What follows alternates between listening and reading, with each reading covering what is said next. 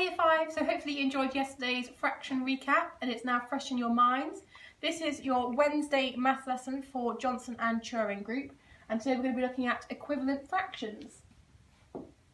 So what is an equivalent fraction? An equivalent fraction is when two or more fractions have the same value even though they have different numerators and denominators.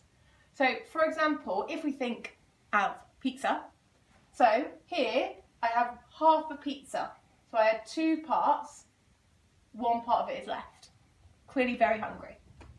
If I split it into four and I had two pieces left, that's still the same amount of pizza as if I just had one half left. Similarly, if I had three pieces left and I split it into six in total, that's still the same amount as the other two times.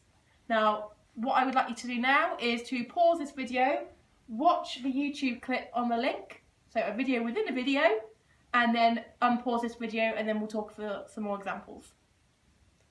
Welcome back, hopefully you found that video interesting. So, we're going to be finding the different denominator to show two equivalent fractions. So hopefully you can remember the two rules from the videos. Equivalent fractions can only be made by multiplying or dividing, and whatever you do to the top number, the numerator, you have to do to the bottom number.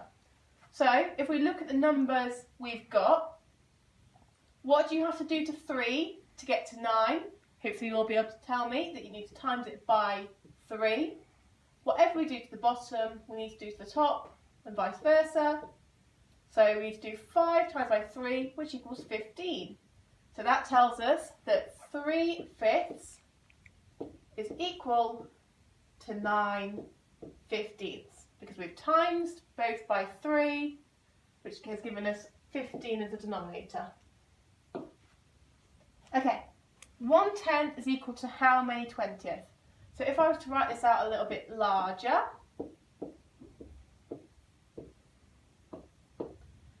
so what do we need to do to 10 to get to 20?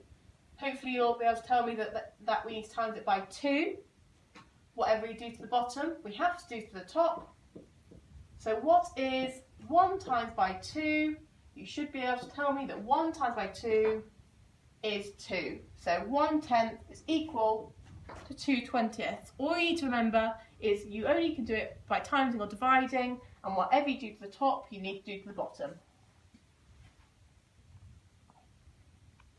Okay, give this one a go by yourself. Remember, we can only do it by timesing or dividing. Timesing, I think, tends to be easier. And whatever you do to the bottom, you need to do to the top.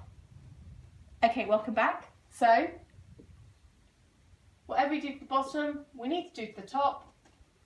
5 times by what equals 20. Hopefully you'll be able to tell me with your 5 times table knowledge that you need to times it by 4. Whatever we do to the bottom, we have to do to the top. 3 times 4 is 12. All you're really using is your times table knowledge.